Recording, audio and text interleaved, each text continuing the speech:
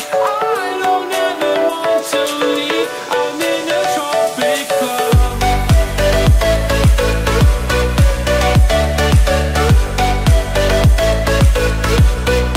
Salut tout le monde, j'espère que vous allez bien. Aujourd'hui on va se retrouver pour une nouvelle vidéo 5 dates sur la carrière 2. Et aujourd'hui je vais m'attarder sur Edge. Alors j'avais dit que je devais faire normalement une review sur le Great American Bash 2006. Je vais pas vous cacher que il y a eu d'un côté un petit manque de temps et de l'autre un manque de motivation. J'ai déjà vu ce pay-per-view il y a pas très longtemps en fait, l'année dernière. Et j'en ai vraiment pas gardé un bon souvenir. Donc je la sortirai pas cette semaine ni la semaine prochaine, puisque la semaine prochaine il y aura la vidéo pronostic de l'INSL 2015. Donc finalement elle sortira donc dans 2 semaines. Donc désolé. Donc du coup là je vais sortir une vidéo donc sur la carrière de Edge, 5 dates, en tout cas pour moi les 5 dates les plus importantes de sa carrière. Mais juste avant je tenais à vous préciser 2 petites choses. Donc la première, je vous avais demandé en fait si ça vous intéressait ou pas que je vous fasse participer au pronostic de LNSL. J'ai eu quelques retours. Donc ce que je vais faire, c'est que je vais attendre l'Euro donc de cette semaine, et donc très certainement mardi je vais poster une vidéo temporaire où donc dans la description il y aura donc tous les sondages pour les matchs, et puis je la laisserai jusque vendredi, et puis vendredi je la supprimerai, et puis du coup ensuite je pourrai tourner ma vidéo pronostic qui sortira normalement vendredi, grand maximum samedi comme d'habitude. Donc ça c'était le premier point. Le deuxième point, c'est une demande que j'ai à vous faire. Donc c'est par rapport à une vidéo que j'ai postée il y a très longtemps de ça. Donc c'était la review de WrestleMania 27, qui est pour moi la pire review que j'ai pu faire, tout simplement car le pay-per-view à l'époque je ne l'ai pas revu, je l'ai toujours pas revu d'ailleurs. Donc en fait je me suis basé sur ce que je pensais à l'époque, donc en 2011, et la preuve c'est que on peut pas se baser sur un show qu'on a vu en live, il faut le revoir pour juger. La preuve pour le WrestleMania 28, que je n'avais pas revu, j'en avais gardé un bon souvenir. Pour l'avoir revu pour la Road to WrestleMania, plutôt cette année, j'ai totalement changé d'avis sur le pay-per-view. Donc c'était pour vous demander, est-ce que vous voulez que je fasse une review beaucoup plus claire, enfin beaucoup plus détaillée, plus légitime de WrestleMania 27, ou est-ce que ça vous intéresse pas, et puis celle qui est déjà sur ma chaîne restera sur ma chaîne. C'est à vous de décider. C'est pareil pour une autre vidéo, j'ai fait un top 3 et flop 3 des pay-per-view de 2013. Je crois que la vidéo n'est plus disponible, je crois, parce qu'il y a eu une question de copyright. Donc dites-moi si ça vous intéresse ou pas que je la refasse. Dans les 2 cas, si jamais vous voulez que je les refasse, elles passeront bien évidemment après toutes vos reviews, vous inquiétez pas, je vais pas les faire avant. J'ai assez de retard comme ça. Bref, donc voilà, je pense que je vous ai tout dit, on va pouvoir commencer donc ce top 5. Donc sur la carrière de Edge, une superstar qui me tient évidemment très à cœur, c'est un catcheur que j'aime énormément. Donc on va commencer avec la première date, c'était donc le 2 avril 2000, donc c'était pour les titres par équipe WWF, donc on avait Edge et Christian qui donc ont battu les Dudley Boys et les Hardy Boys pour devenir champions par équipe dans le fameux TLC match de WrestleMania 16, match qui est rentré dans la légende car pour beaucoup ce match a été innovateur dans la division tag team et à la fois dans les TLC matchs. C'est pour beaucoup également le match qui a lancé définitivement la carrière de ces équipes, surtout les Hardy Boys et Edge et Christian, qui à l'époque était quand même pas très connu.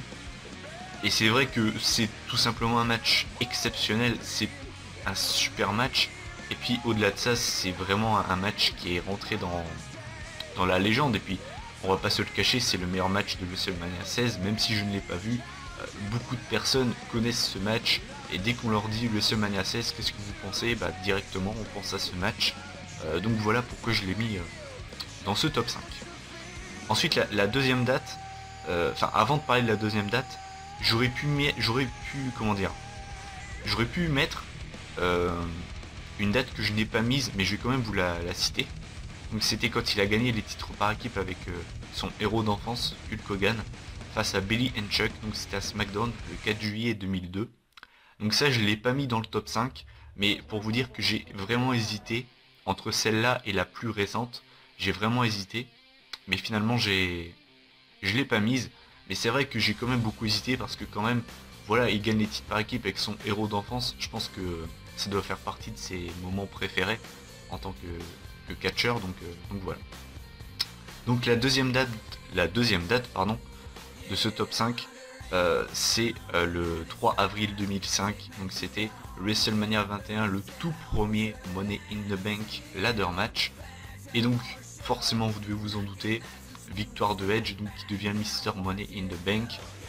Je pense que cette date est légitime quand même, parce que de 1, il rentre dans l'histoire, je veux dire, c'est le premier Money in the Bank ladder match de l'histoire, c'est le premier vainqueur, et puis la suite tout le monde la connaît, donc je pense que cette date est légitime. Et justement, la deuxième date est liée avec la troisième, puisque la troisième date c'est le 8 janvier 2006, c'était à New Year's Revolution 2006, donc John Cena venait de faire un Elimination Chamber match, donc il y avait notamment comme participants Chris Masters, Carlito, et les autres je me rappelle plus, Kurt Angle également. Voilà, bon, après moi j'ai pas une super mémoire. Bon, il y avait déjà ces 4 là. Et donc John Cena venait à peine de finir son match que Vince McMahon débarque. Donc Cena était en sang et il était vraiment au bord de la rupture quoi. Et donc Vince McMahon déclare que ce n'est pas fini puisqu'une superstar utilise sa mallette du Money in the Bank. Et donc à ce moment là, Edge est la première superstar de l'histoire à cacher le Money in the Bank contract. Et la suite vous la connaissez, Edge vient à bout de John Cena pour remporter son premier titre mondial, donc le WWE Championships.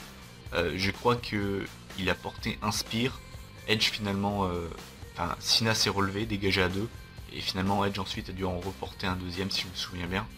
Mais voilà, c'est je pense l'un des plus grands moments de sa carrière, et bien évidemment c'est une date pour tous les fans de Edge qui est mythique quoi.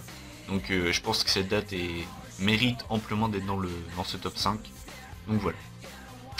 Ensuite on va passer à la quatrième date donc de ce top 5. Donc c'était le 31 janvier 2010. Donc là on fait un sacré bond au niveau des années. Donc c'était le Royal Rumble 2010 avec forcément le retour de Edge qui avait été blessé aux alentours de The Bash 2009 si je me souviens bien. Donc il fait son retour en numéro 29 et qui remporte le Royal Rumble, le seul et unique Royal Rumble de sa carrière, en éliminant John Cena en finale. Royal Rumble qui ne lui a pas servi au final, puisque à WrestleMania 26 de la même année, il n'a pas gagné contre Chris Jericho pour le titre poids lourd, certes, il n'a pas réussi à concrétiser sa victoire au Royal Rumble, certes, mais quand même à noter que un Royal Rumble match c'est très important. Demandez à Hacksaw Jim Duggan, je ne veux pas manquer de respect à ce catcheur, mais vous me dites Hacksaw Jim Duggan et je pense que c'est le cas pour énormément de fans. La seule chose que je connais de lui, à part son pendant son entrée, c'est sa victoire au Royal Rumble, donc voilà. Et enfin la dernière date de ce top 5, c'est tout simplement son dernier match à la WWE et son dernier match de catch tout court, puisque c'était le 3 avril 2011 à WrestleMania 27. Donc c'était l'opener du show face à Alberto Del Rio pour le championnat du monde poids lourd. Donc je l'ai mis tout simplement car c'est son dernier match à la WWE. En plus de ça, il le gagne, donc je pense que cette date est légitime.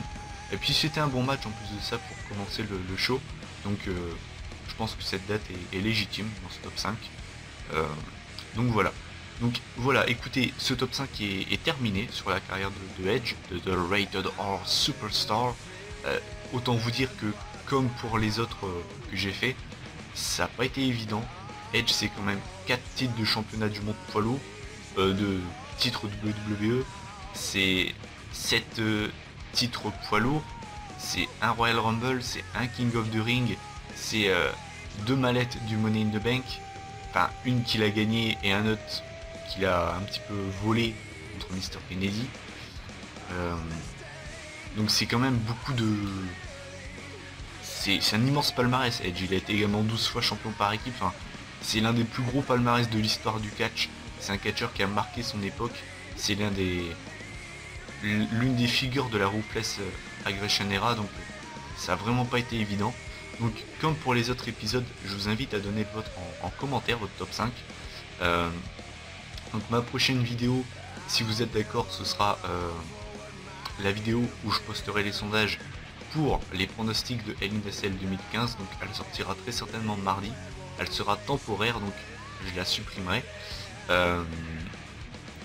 Et puis ben forcément l'autre vidéo, ce sera la vidéo pronostic de Hell in a Cell qui sortira elle vendredi, si tout se passe bien. Moi je vous dis à la prochaine, et puis ben salut.